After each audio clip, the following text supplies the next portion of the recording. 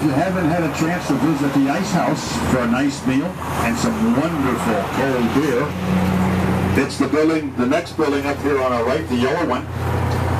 And the Ice House was very important to the history of Punta Gorda. It made ice because fishing was so popular and such a big part of our economy. The Ice House could make enough ice to ice down 50 tons of fish a day, which would then be sent on wagon up down to Fort Myers or up to Sarasota and Venice. To create ice, they burned alcohol. That created steam. On the top of the Ice House was a steam whistle. The fire department in Punta Gorda was all volunteer. At the city hall, over on the other side of town, was where the fire equipment was, as well as the fire chief. So whenever there was a fire, depending on the duration of the toots or how many there were, determined where in the city the fire was located, so that the all-volunteer fire company could rush to the scene and meet the chief and the equipment, put out the fire. Well, upon further reading in the history books, I think every hotel burned down. I know the Punta Gorda Hotel did, the Pioneer Hotel did, the Indian Hotel did. So I guess it's safe to assume that the Punta Gorda Fire Department back then never lost a foundation.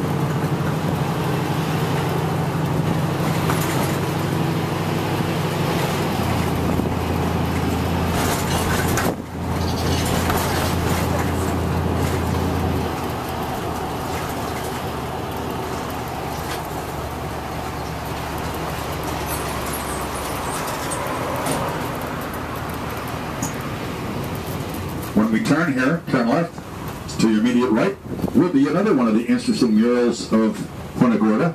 This is the cattle drive down Marion Avenue. And those cattle you see were brought here by the Spanish over 500 years ago, and you don't have to go far outside of town to find those cattle today, the cattle that look just like that. The men on horseback were cow chasers, not cowboys, cow chasers. And that was their job, to chase the cows. In their hands, they carried a bullwhip. And they would crack that bullwhip next to the ear of the cattle, keeping the cattle in line. And as a result, those men became known as crackers. And they exist today, the crackers.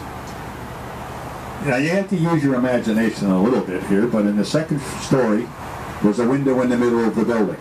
To its left, you can see two heads with cowboy hats on, and on the right, three heads with cowboy hats on. Use your imagination and they'll come to you. You'll see them.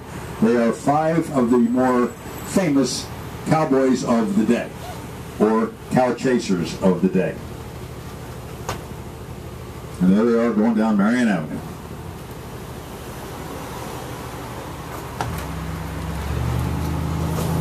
The Justice Department is where, if you're going to get married, Peter will know this. This is where you go to get your marriage license.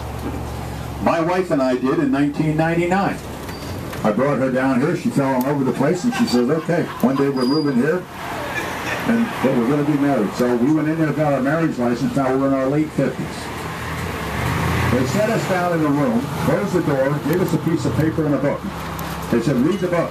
When you're finished reading the book, sign the paper that you've read it. The book was on child rearing. And we had to read it. And we did. We did read it. Read every word. But we have between us 5 wonderful kids, so I think we had a pretty good idea how to do it before we read the book, because it turned out to be 5 great kids.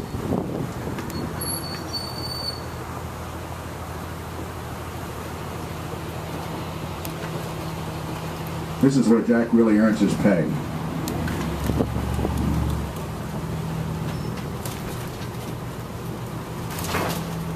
He was a former semi-driver in the Northeast, so he's got all the appropriate licenses for doing this. Here's another mural that I really enjoy. It's several panels. The panel on the far left shows the fountain of downtown Punta Gorda. That fountain exists today, however it's not in that exact same spot. That was right in the middle of Marion Avenue. After the automobiles became more prevalent, they had to move it, and they moved it about 30 feet. to where it exists today, and it's at the corner of Northeast Taylor and Taylor and Marion Avenue. And it's still there today. And it's about 4 feet tall, made of tile. You can spot it. And it has a sign hanging on it, please do not drink the water. The next panel shows, who can identify that man waving to us from the back of that Model T? That, folks, is Teddy Roosevelt. Teddy Roosevelt was a frequent visitor here. He loved to hunt. He loved to fish. And his dream was to catch the largest manta ray ever caught. And he came close. Next, we have the Smith Brothers Bakery. The Smith Brothers Bakery was located just up the street here on Marion Avenue. You can almost smell the fresh baked bread, can't you? Well, the Smith Brothers Bakery also did other things. It was a general store. And in the general store, you could buy almost anything you needed, including bulk flour. You could purchase flour in sacks anywhere from 25 to 100 pounds. And the flour was encased in a sack made of a very, very finely woven cotton to hold the flour in. Well, occasionally, when the flour was empty, the resourceful ladies of Punta Gorda and elsewhere would take the flour sack and they would fashion an article of clothing out of it. Well, as the story goes, one day they were having a baptism on the shores of the Peace River, not far from here. Must have been a beautiful day because hundreds of people were there to watch this spectacle. And as the Reverend took the hand of a rather large lady, they walked into the waters of the Peace River.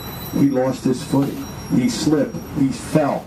Down he went, pulling the lady with him. Up went her dress, revealing a rather ample panty-clad bottom, upon which were the words, 98 pounds of the very finest, made specially for the Smith brothers. Now that's a true story.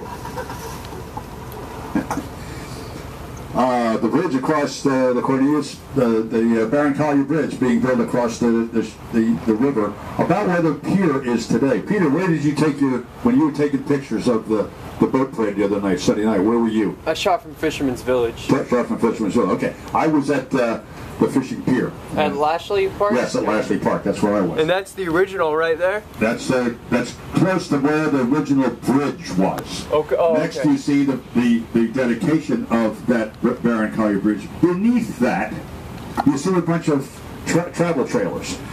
When the Depression was finished, about the mid-30s, people started coming back to Punta Gorda. They had some cash.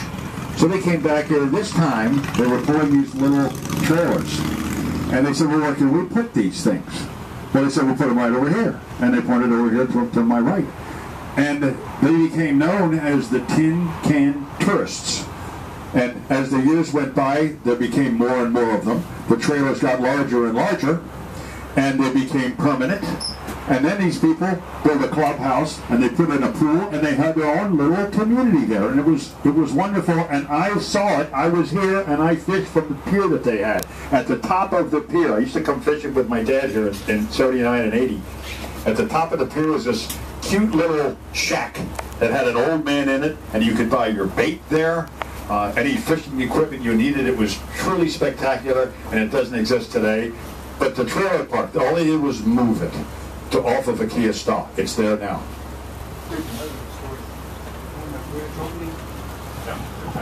On the bridge opening at the Punta Gorda, the population of Punta Gorda was 300 people.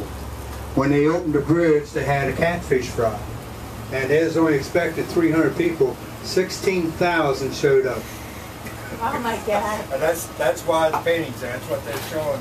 We're representing 16,000 people showing up. Neat history of Punta Gorda. So it's a wonderful place.